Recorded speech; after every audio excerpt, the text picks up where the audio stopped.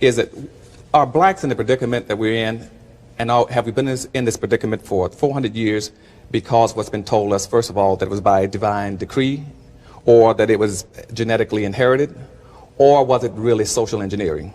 And I went back and found out that it's primarily social engineering.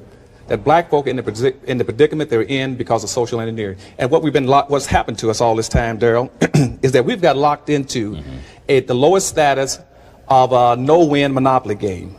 That means that we've had wealth in this country redistributed or mal-distributed based on skin color going from the lightest to the darkest, lightest, yellow, brown, black.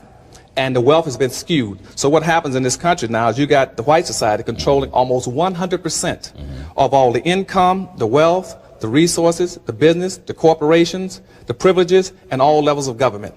And therein lies the problem. That's your problem. And the issue is race and resources. And black folk don't have the wherewithal to change their conditions. And the reason that they have not historically in America had access is because of the way as you point out in the book, the legal system has been stacked against us. The political system has been stacked against us. The access to real property, wealth, money, land has been prohibited by law. The Supreme Court has been used as an instrument against us. And it's still being used as an instrument against you. Explain that. Because initially, when the Constitution was written, all the Constitution did was picked up the old public policy that had already begun on black folk. When black folk first arrived in this country in 1619, there was approximately 20 blacks.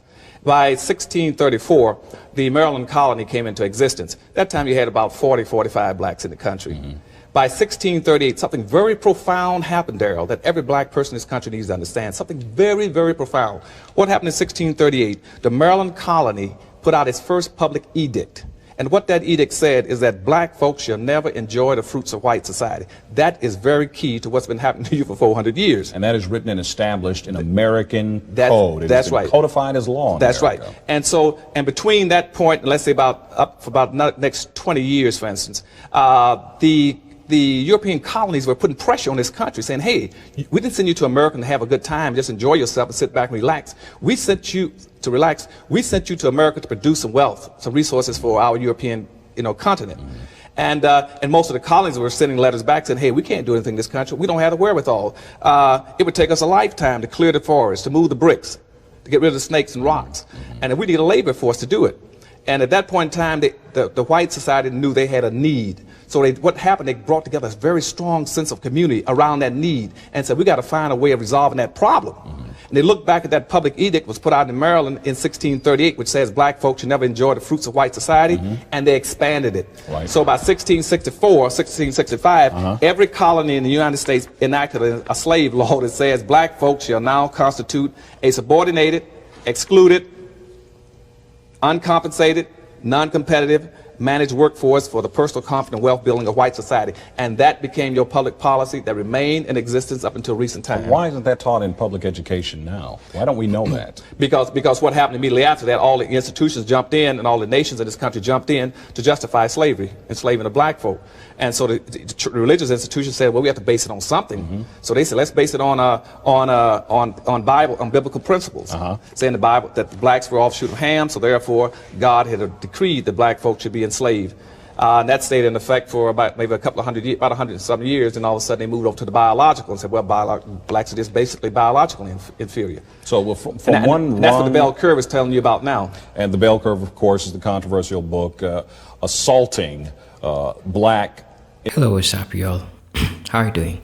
Hope you're doing super great from wherever you're watching us from. Now, Dr. Cloud Anderson, a leading economist and historian, has long argued that black vote in America is systemically used to benefit other racial and political groups while offering little tangible progress for the black communities.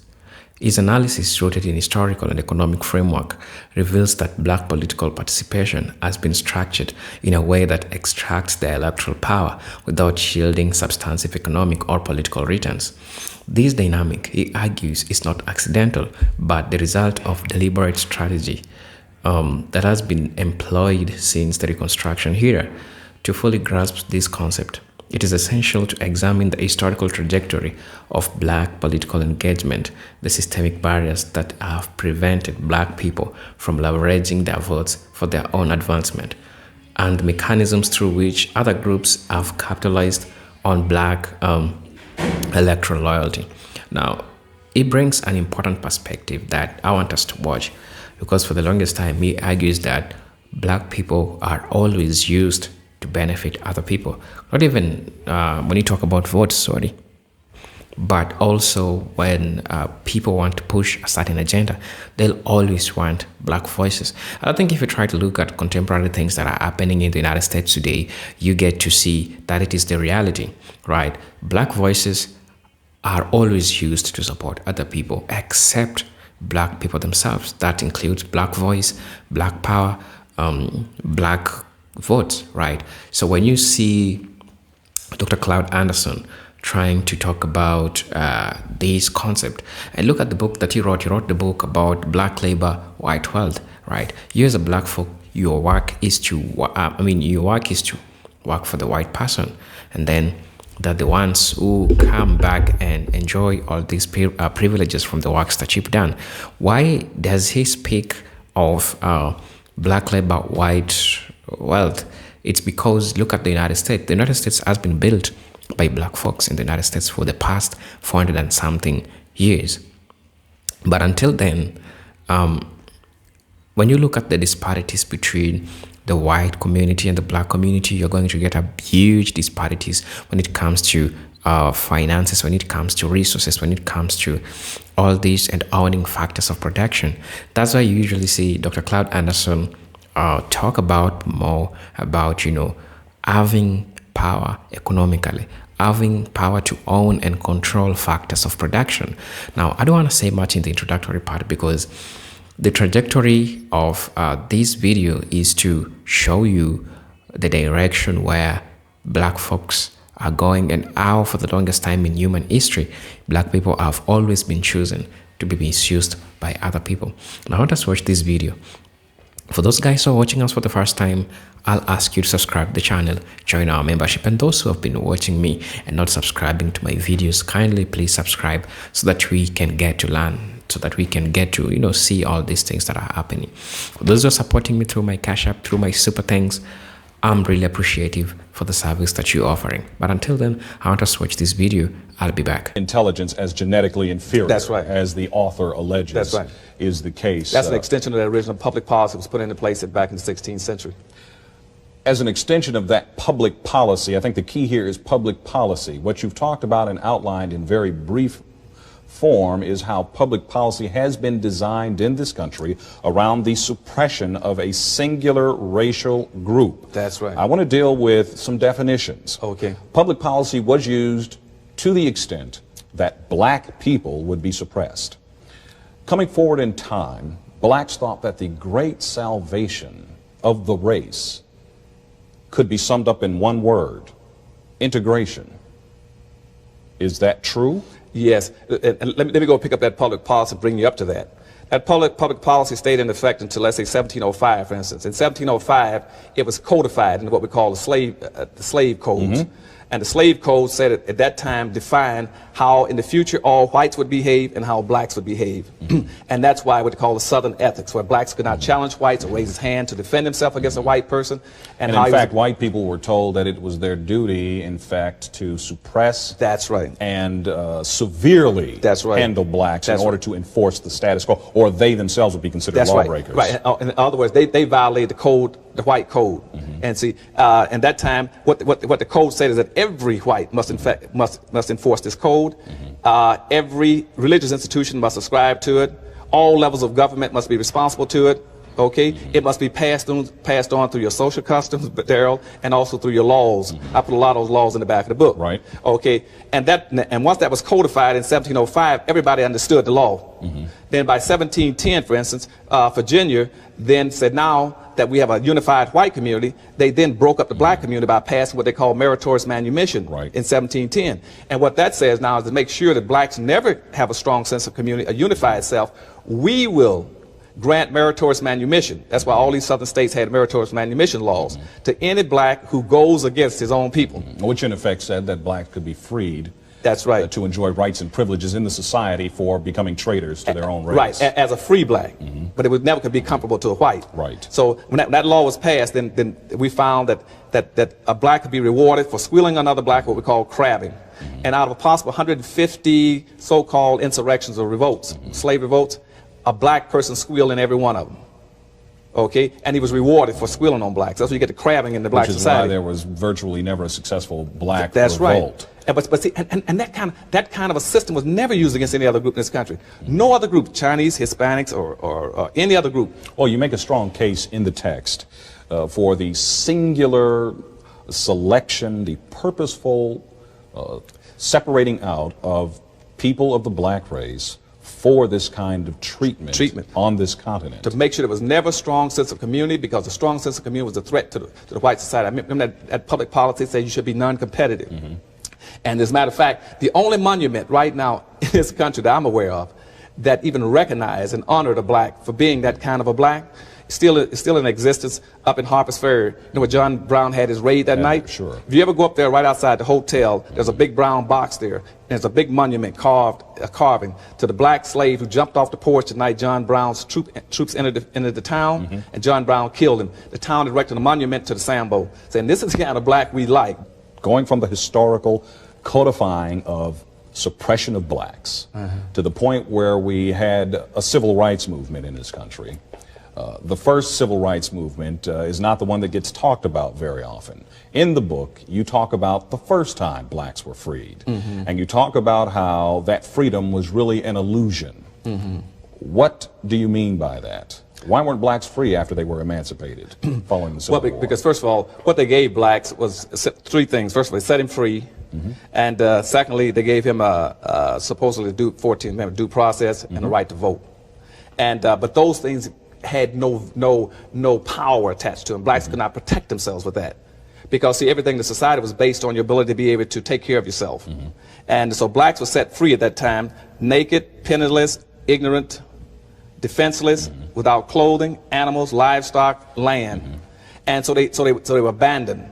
And you gave him civil rights and the 14th Amendment. He couldn't use them. See, first of all, let's take the 14th Amendment, which is now the ones we hear a lot about. Between 1866 and let's say the 1900s, that 14th Amendment was used 319 times, okay? Out of that, 314 times was by corporations, not blacks. Blacks used it about 4 to 5 times, and guess what happened? They lost every time. Blacks never used the 14th Amendment until 1954. But all major corporations use it. That's when you hear about corporation now being an entity, a person. Or a person. They used that 14th Amendment that was given to blacks, then gave it to the corporations. And what they did, and immediately in 1870, they took blacks' rights from them, okay? Because they didn't have any power. So once again, the rights were basically suppressed. They were just suppressed. That which had been written into law was now effectively thrown out. Because blacks couldn't protect themselves. They had no power. And also what had happened at that point in time is that between 1619, when blacks first came in the country, and until the emancipation, all the wealth in this country and all the power was built around the black slave himself. That's where your money and power came from. Contrary to what people keep talking about, well, you know, land is the most important. Land was never important. Land, Darrell, was totally useless without blacks. As a matter of fact, President Jackson said that blacks brought 75% of the value to land. You can come in this country and immigrant, go any place you want to find all the land free. You can just drive a stake in the ground and say, I own from here to that next street. Nobody cared. It had no value. It only had value when you put black slaves on it. And that's why all the wealth was concentrated in the South. As a matter of fact, in 1860, out of 66% of all the persons in this country had over $100,000 worth. We're in the South. As a matter of fact, and out of the 5 million blacks who were enslaved, they had a net investment value of over $8 billion. That $8 billion was more wealth than all the other corporations and federal government put together. A white man in the South who had 2 black slaves was richer than any person in the North But if you threw the average person north, I threw in his house, his business, his land, his clothes, his all net worth, and his bank account. Well, primarily because it was free labor. It was free labor. It was free labor. You worked them until they died. That's right. And the thing with a black is you had to work him unto death, but you could not let him grow old. Right. Because you had no way of taking care of him. Economic liability. That's right. He became a liability. You had to work him to death early. Seeing then that the policy was set to keep blacks in a place of servitude, cheap or free labor, the country set about to make a set of rules, enforce them through institutions, government, the courts, and basically ensure that blacks through the immigration process would not grow to equal or majority status in the population. In the book, you outline that we're built in as a, quote, minority, unquote, never to exceed a certain statistical level. Right. In the early part of the 1700s, black slaves became such a good thing that everybody was hauling black slaves into the country. And from Africa, they shipped approximately, from most of the research I can get, somewhere between 35 and 50 million blacks out of Africa. Over 2/3 of those died en route and in capture. But in this country, the black slave population, let's say, hit its peak about the 1750s. We had over 34% of the general population of this country was black at that time. That scared this country to death. They found out that the number reached that high. And in the southern states like Mississippi, Alabama, South Carolina, and Georgia, the population of blacks had gone somewhere between 55 and 60%. And they said, and so what the colonies started doing then was started saying to England, and remember now, England was franchising slavery. They set up a franchising system for slavery. They were making all the money and the wealth. Most of the wealth of this country was going to England, because England passed laws saying this country could not produce anything except cash crops and send it to England. England would manufacture it, and send it back and sell it back to them. Right. And that's what the Revolutionary War was over. The Revolutionary War was over black people. The wealth that black people were producing in this country, in cotton, textile, rice, indigo, tobacco, and molasses, syrup, sugar. That's what the fight was over. But the black population hit somewhere around 34%. And after the Revolutionary War, they said the first thing we're going to do is to make sure we get that black population down, because it's a threat to us. So in 1790s, right after the Revolutionary War, the first act of the new Congress was to pass, enact what we call the first naturalization and immigration law, which says this is a white country, white man's country, period. And we slapped a zero quota on blacks in this country. No other group had the kind of quotas or limits in terms of immigration to this country placed on them.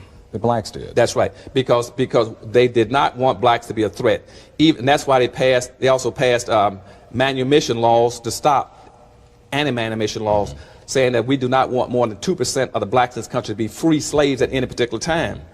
And that's why a lot of people could not free their slaves, because they were threatened by the free slaves. Because the worst thing in the white society's mind was an uncontrolled, unmanaged black person, because it violated the public policy on blacks. And so they stopped a lot of people from freeing the slaves. But those immigration laws is part of your problem that you have now in Haiti. So they don't want to raise that immigration. The present population in this country with blacks is 12.3, which is exactly what it is for Africans in the world, 12.3. And with the black population of Africa, the world population. But also it's important to know that that's why integration won't work, for the same reason. Now, you come forward in time to the question. Now, the book spends a lot of time outlining the historical problems facing blacks.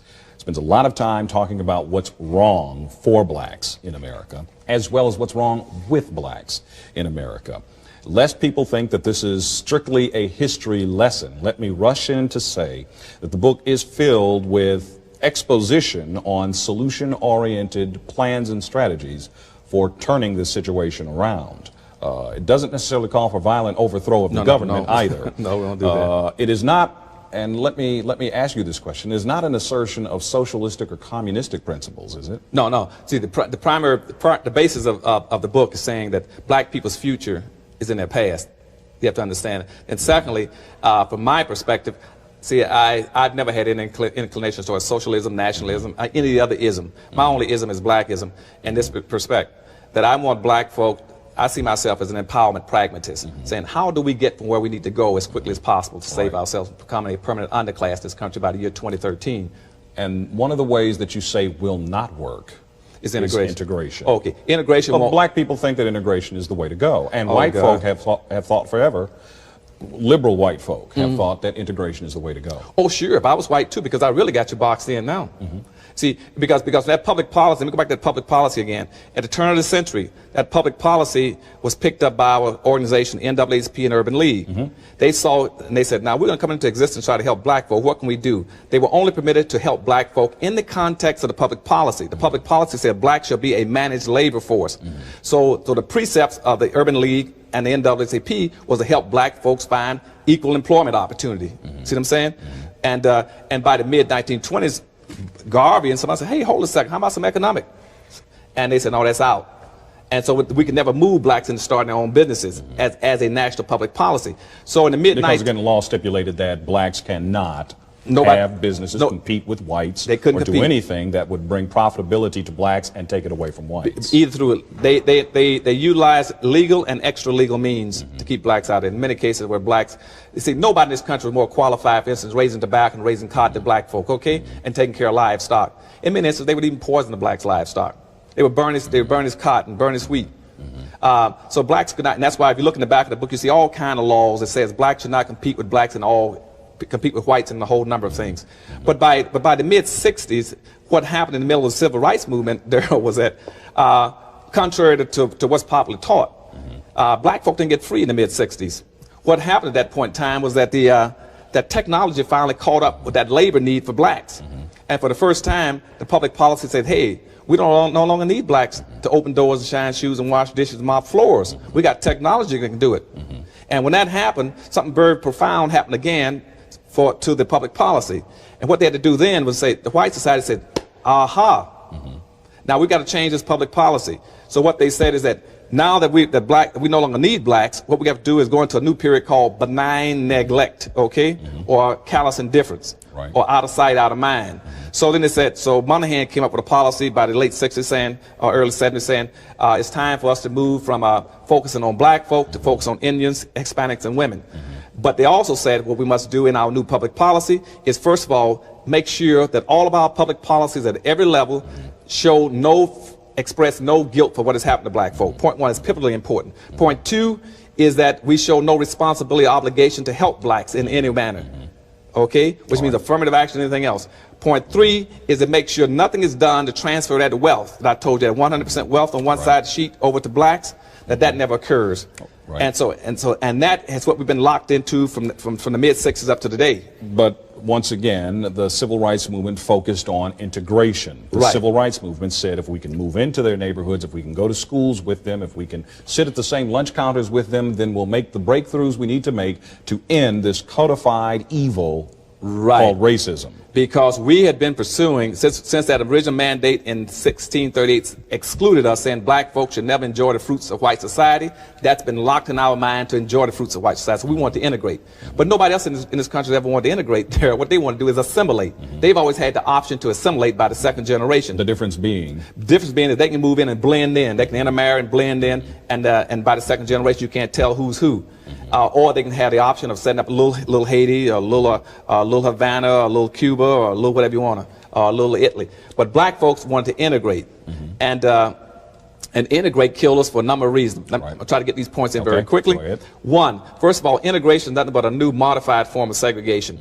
Only thing now, you've broken your people down to a smaller unit, and you defied the first premise of power, which is you no longer have numerical power. Now you're in little small groups all around large urban areas. That's point one that's going to knock our brains out. Point two is that the white society maintains what we call a racial balance, or what we call a tipping point, which says that I will accept black folks primarily at zero, but I would tolerate them anywhere from up to 5 to 8% of any given population. But the minute they cross that 5 to 8% population, it is no longer integration, it's now invasion, and I must take action against it. So I'll either take my kids out of school, put my house up for sale, move my business to the suburbs, or I will resign from the organization, okay? Because I'm not going to let him get that dominance over me. Third thing that immigration is done for you, it destroyed all your major businesses, because they used the highway system to drive expressways right down the center of every black community in this country.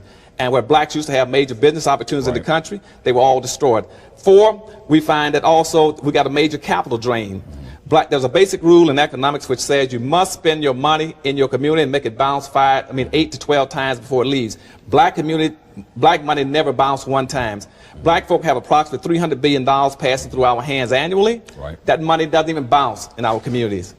There are other things that you mention in the book that are evils to black empowerment. We don't have a lot of time left, but in the closing moments, I just want to throw out some key terms that you express in the book and get your very brief reaction to them. First of all, black empowerment is not the same as empowerment, is it? No. Why? No. Because empowerment, in my definition, means giving people the psychological feeling of competence and ability to compete. Now, keep in mind, and I told you back on that public policy, they did just the opposite in the conditioning system, was to tell you that you could never compete with the white society. Right. And that they passed laws that restricted you from competing. And they also, in their conditioning element, they made you see your future and your well-being only through the eyes of the master, okay? And so when I talk about self-empowerment, I'm talking about how do you get my people to be able to feel self-confident, that they can pick up resources and be just as competitive as any other group. Group economics. Group economics. We have to start practicing group economics, which means you're going to have to start spending you got to quit, you got to stop the flight of black capital out of this community, out of our communities. Presently what's happening is black folk are spending 95% of our money in the suburbs, okay? And we leave about 3%, 5% in the community. 3% that goes to non-black businesses. Blacks are left with 2% of their annual disposable income. It is humanly impossible for you to live off of 2% of your income. So what happens now is that we've enabled the white community to live off of two incomes, to live off of 100% of their income and 95% of blacks' income. Okay? Because both the white community and the black community are boycotting black businesses. That is the primary thing that's killing black businesses. It's not the fact that blacks don't know management, don't know cost analysis, accounting, control, or personnel management. It's because both the black and the white community are killing blacks' businesses by boycotting them. We also know we don't practice quid pro quo in politics, which means you got to say to your people in an election, what can you do for me whether you're black or white if I vote for you? Right. And presently the system is that since black folk are subordinate to and excluded from the system, we can only do what's mainstream. And if they do what's mainstream, nothing's going to happen for black folk. Blacks must reach a point of self-determination by the year 2015 in your analysis. That's right. Why? Why? Because at that time, about 7, 8 major things that's going to wipe us out if we don't do something very quick about getting some power and wealth, rebuilding our communities and being competitive. One, we anticipate in the next by the year 2013, approximately 8 to 6 million Hispanics entering this country and 41 million Asians. We have been the #2 population in this country now for approximately 400 years. We're going to be pushed from #2 down to #4, okay? Now, if you didn't get anything for 400 years when you're #2, you figure what you're going to get when you become #4. You're not going to be you're going to have to now speak through 2 other groups. Secondly, crime is going to be a cold word for blacks. Blacks are going to be further criminalized than they are now. Right. Next thing's going to happen to black folk. We're going to be forced into what we call a new world order. We're going to have to compete with groups all over the world that we're totally ill-equipped to compete with. But let me get to one other point very quickly. Right. Let me skip off that second. Very quickly. So, because one of the things I want blacks to also focus on is civil rights. You missed that question about civil rights. Right. We got to get away from civil rights because that's not the major issue. Civil rights won't give you any power. Neither will integration, because black folk have been so psychologically, so politically, and so economically damaged, Daryl, by 400 years of deprivation and exploitation, that civil rights and integration won't even reach us. We can't be reached by it, and it can do nothing for us. As a matter of fact, even if you're going to talk about civil rights, then switch it. Right. Instead of talking about, look, gays talk about gay rights, handicaps, handicap rights, females, feminist rights, veterans, veteran rights. Right.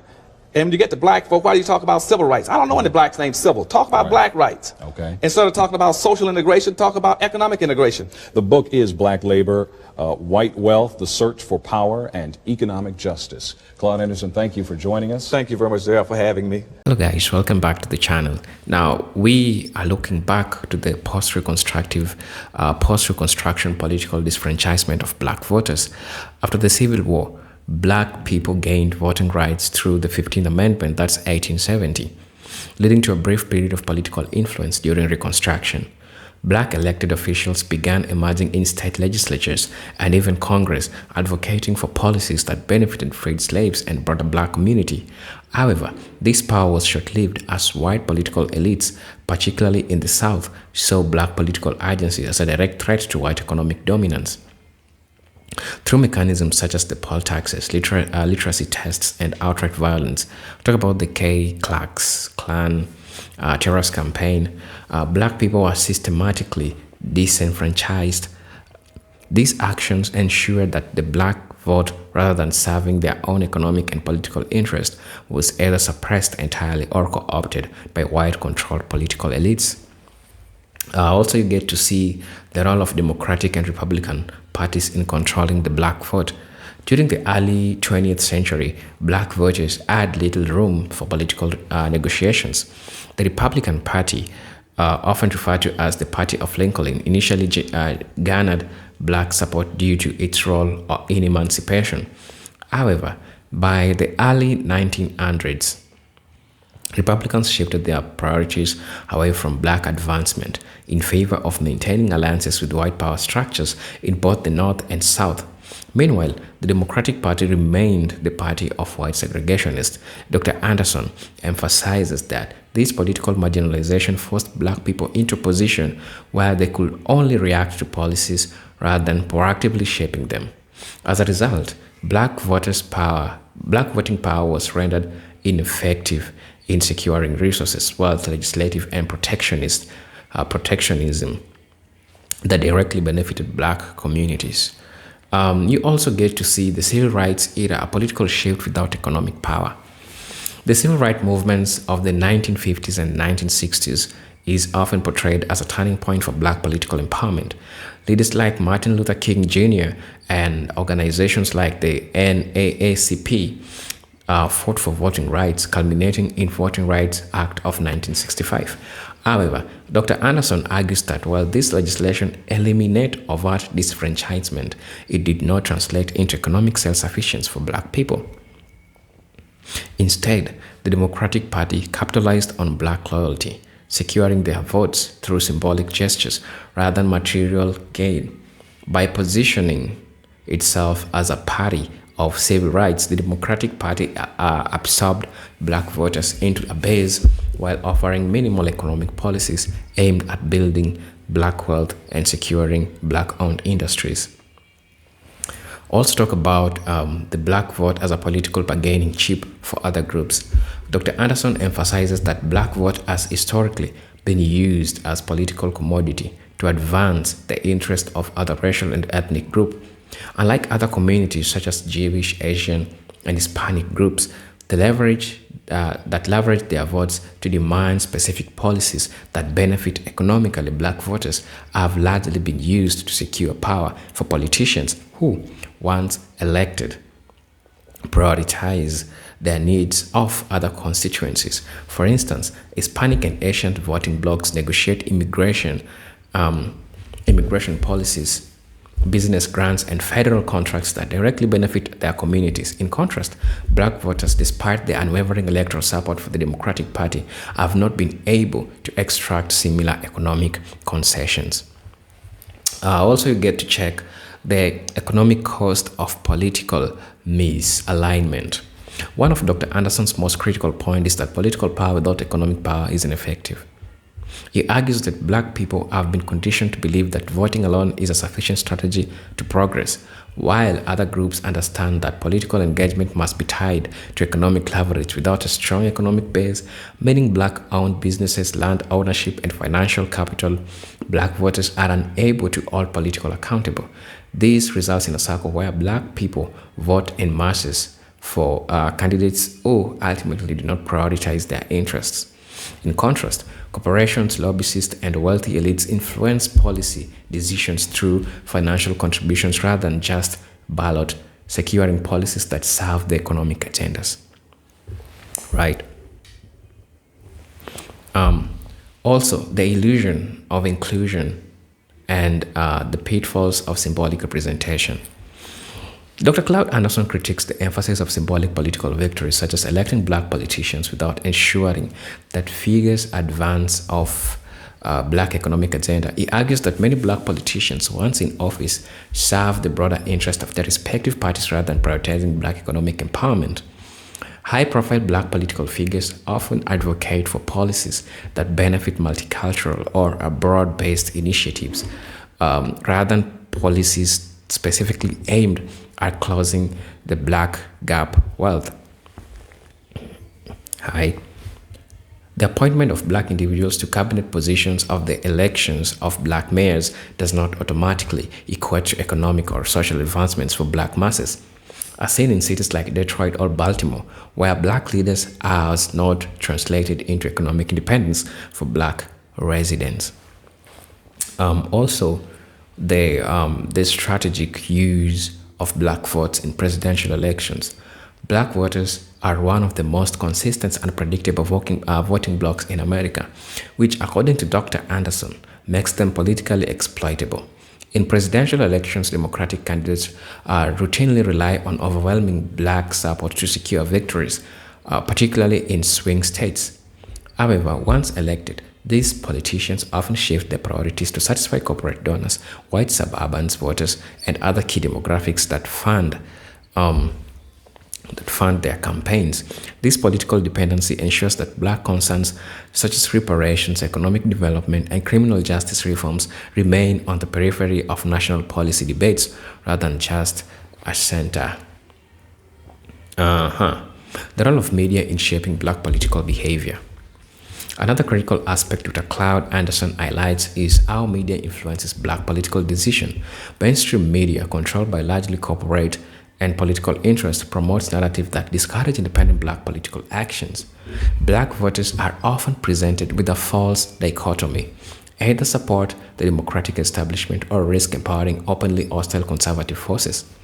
This binary choice eliminates the possibility of political bargaining, where black voters could form independent coalitions or demand tangible benefits in exchange for their support. The absence of strong black-owned media infrastructure further exacerbates this issue, as narratives about black political agency remain controlled by external forces. We also get to see the need for black political and economic agenda. Dr. Anderson argues that the only way black voters can break this cycle of political exploitation is to develop a comprehensive black political and economic agenda. This means that shifting from symbolic participation to strategic engagement, where voters are leveraged to secure direct economic benefits such as business loans, land ownership programs, and federal contracts designate for black communities. Black voting power must be aligned with black economic interests, similarly to how other groups negotiate their political power based on concrete returns. Without this shift, black voters will continue to serve as electoral foundation for politicians who prioritize the need for other constituencies. Now, you get to see the call for political and economic unity. That's what Dr. Cloud Anderson has been talking throughout. Ultimately, Dr. Cloud Anderson's analysis is a call to action for black people to redefine their relationship with the political system. He advocates for group economics, where black wealth is pooled to influence political outcomes, and strategic voting, where support is conditioned upon direct benefits rather than voting out of tradition or emotional loyalty. Black communities must adopt a transactional approach, ensuring that their votes yield tangible economic gains. By doing so, they can transform their electoral power from an instrument of exploitation into a tool for empowerment, ensuring that black political participation serves black interest first. These are presented Jindok Stories, and I'm hoping that you're great, you're fine from wherever you're watching us. For those who are watching us for the first time, I'll ask you to subscribe to our channel, join our membership, and really get to see what we can offer you. But until then, these are presented Jindok Stories, and I'm hoping to see you on my next video. But until then, I hope you are great, and I'm gonna be seeing you again. But until then, peace, love, and harmony. Salute.